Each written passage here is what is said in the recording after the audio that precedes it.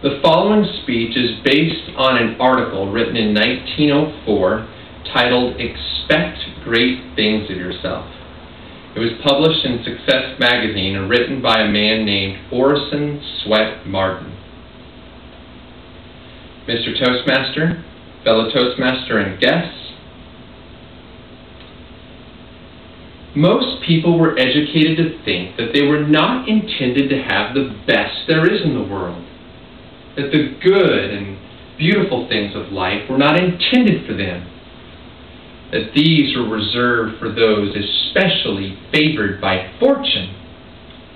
They've grown up under this conviction of their inferiority, and of course they will remain comparatively inferior until they claim superiority as their birthright. A vast number of men and women who can do great things do small things, live mediocre lives, because they do not demand enough, do not expect enough of themselves. They do not know how to call out their best. One reason why the human race does not measure up to its possibilities, to its promise, one reason why we see splendid ability doing the work of mediocrity is because people do not think half enough of themselves. They do not realize their power and that they are part of the great causation principle of the universe. They do not think of their superb birthright. They do not realize at what heights and grandeur that they were intended and expected to rise, or to what extent that we are masters of ourselves, that we control our own destiny. We often wonder how such men like Andrew Carnegie, John D. Rockefeller, and Bill Gates managed to make so much money, and we're apt to think that there is some magic to the matter, or that they must be great geniuses, or that luck has had a great deal with their success. But if we analyze the causes, we shall find that when these men first started out in active life, that they held the constant, vigorous, persistent goal of their robust belief in their ability to accomplish what they had undertaken. Their mental attitude was set so stubbornly on their goal that the fears and doubts that dog, hinder, and frighten the man that holds a low estimate of himself, who asks but little, demands but little, expects but little of or for himself, got out of the path, and the world made way for them. We're apt to think of men who have been unusually successful as who have been greatly favored by fortune, and we try to account for it in all sorts of ways, but the right one. The fact is that their condition and position represent their expectation of themselves, the sum of their positive, creative, habitual thinking. Their success, when their mental attitude outpictured, is made tangible in their environment. They have created what they have and what they are out of their constructive thought.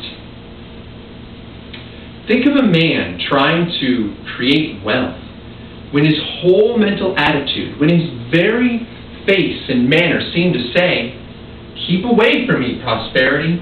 Don't come near me. I would like to have you, but you are evidently not intended for me. My mission in life is an humble one, and yet I wish I could have the things that the more fortunate enjoy, but I do not really expect them. It is true, I constantly work for them, but I do not really expect to attain them." Abundance cannot get near someone with such a mental attitude. Prosperity is the product of the creative mind. The mind that fears, doubts, depreciates its powers is a negative mind. One that repels prosperity, repels supply. It has nothing to do with abundance, and hence cannot attract it.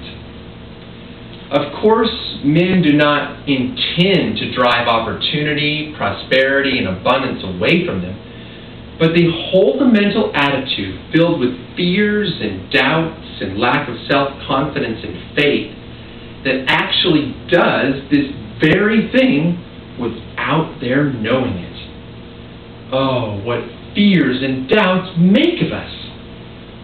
No mind, no intellect is powerful enough to attract wealth when the whole mental attitude is turned away from it. Very few people ever become aroused of their full extent of their possibilities. They never make exploring voyages within themselves, and they carry with them to their grave great undiscovered continents of ability, passed beyond with the best thing in them unexpressed. They live wholly unconscious of the rich minds and untold resources of possible wealth in the interior of themselves. We would think that there is something wrong with a man who would leave 9/10 of a large fortune laying idle all his life, only investing or improving 1/10. Yet, how many of us are using only 1/10 of our mental capital because we've never discovered the 9/10 or learned how to get a hold of ourselves to use our entire capital effectively? Perhaps there is no other one thing that holds so many people back as the conviction of lack of ability, our low estimate of ourselves.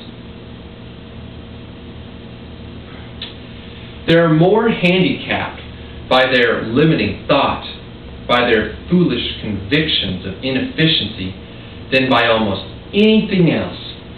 For there is no power in all the universe that can help a man do a thing if he thinks he cannot do it. Self-faith must lead the way. Confidence must precede the dollar. You cannot go beyond the limits you set for yourself. Everything depends on the character of the concepts that you hold within the mind. For your success is a result of your thought. Your health, the result of your thought. Your mental condition, a result of your thinking. Right thinking will create a right life. Successful thinking, a successful life. Diseased thinking, a sickly, diseased life. Poverty thinking will produce a poverty-stricken life. Never mind if you cannot at once obtain what you long for. No matter how far away or impossible it may seem to you, just keep your mind, your purpose, fixed on it. There is a tremendous magnetic power in focusing the mind on the attainment of our object. If we never waver or lose faith in ourselves, ways we did not dream of before will open up in a marvelous manner. The man who holds steadily in mind the consciousness of union with divinity cannot think meanly of himself or of his value as a factor in performing the great work of the world. He who feels himself inseparably linked with the great cause of all creation is not likely to drift very far from that divine harmony that gives power. Mr. Toastmaster?